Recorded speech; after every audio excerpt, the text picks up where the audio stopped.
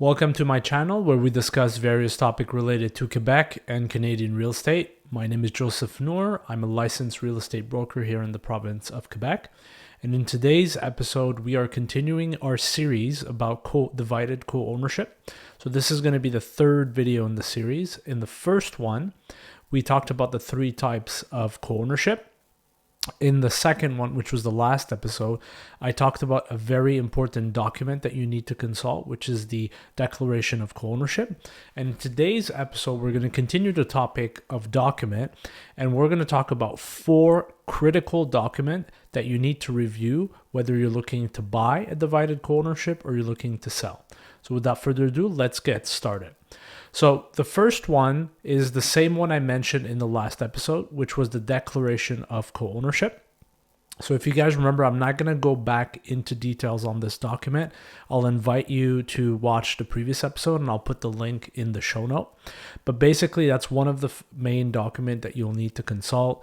In there, you will find information about the unit, the designation of the property, whether it's residential, commercial, or mixed usage. It's going to have all the rules and the law basically within the building if you're looking to buy a condo unit as an example. And it's going to have other important information that you need to review. So that one is making it on our list of top 4 important documents that you need to review if you're looking to buy or sell a co-ownership. Divided co-ownership here we're talking about. The second one is the certificate of location. And this is a document that is important to review, whether it's a divided co-ownership or any type of property, whether you're buying a single family home or a multi-unit. That document is always important to consult it. And when you are about to sign the deed of sale at the notary, you will require that document. Now, why is it particularly important when we're talking about divided co-ownership? It's because on the certificate of location, you will actually have the right measurement of the unit that you're looking to buy. So never rely on the architectural design document or any other floor plan by the builder. The true measurement of your unit is going to be written down in the certificate of location. So if on the builder plan it says that the original plan it says you have 1,000 square feet, but on the certificate of location it says you have 900, guess what? It is 900. That's the official document. So that is why it's very important for you to review that document. And obviously, if you're working with a real estate broker, they will review that with you. So that was the second document. The third one are the financial statement. And I know this may sound boring to a lot of you because when we're looking for properties, we want to look at, how there's the kitchen, what's the view on the balcony and all that good stuff. But financial statement, because you're buying a unit within a building, so if we're talking about divided co-ownership, it's like you're buying a share within a organization. And obviously you are investing in that organization here being the building. You need to know if the building is financially on a good standing, right? So the financial statement will give you an indication on all the income that's coming in, all the expense, and it's going to give you a good idea on how the property is being managed.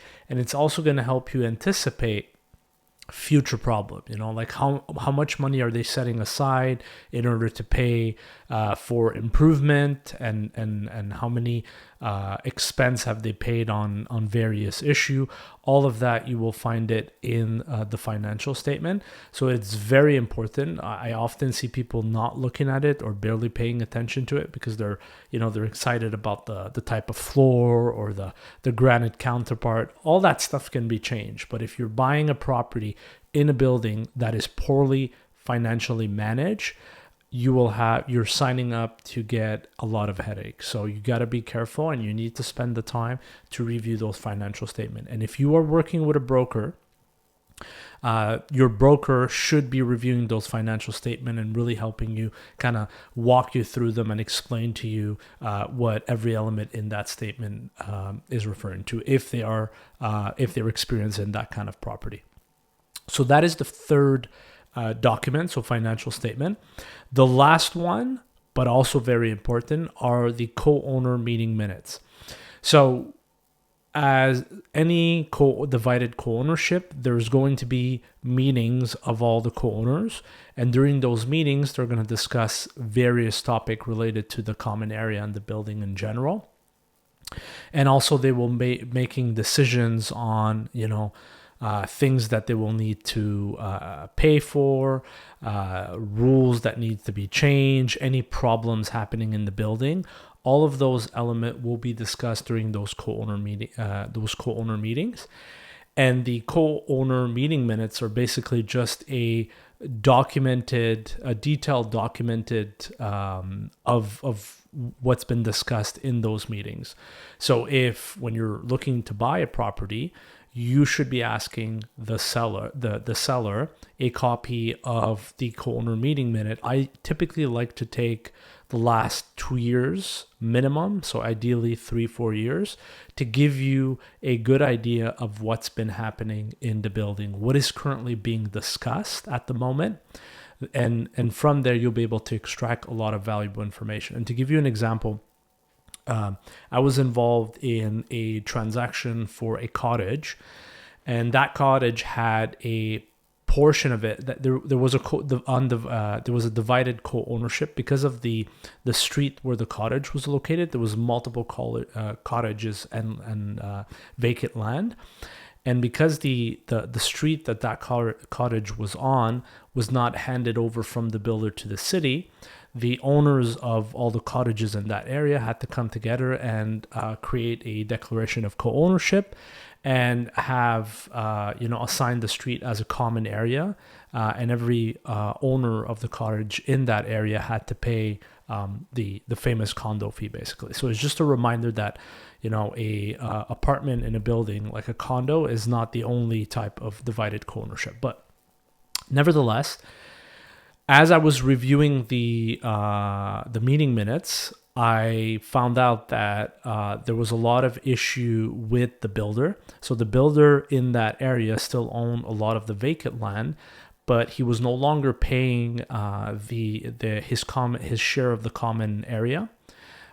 Basically the street, the cleaning of the street. They were looking to sue that builder, so that was obviously going to come out of the funds that all the owners of those cottages were going to have to pay for.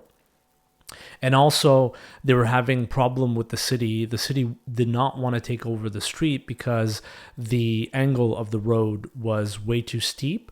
And so they were asking the owners to rectify it, and it was going to cost something like $50,000 to get it fixed. And until then, they had to pay their own snow removal from the street, and they were having trouble finding a snow removal company that was willing to go up that very steep slope. So anyway, without going in too much detail, just me looking at those co-owner meeting minutes, I was able to identify all these problems, and that helped me kind of I advised just to back off from the transaction and look for something else. So again, it's a document that is very important for you to consult and go through to make sure you understand what you're buying into.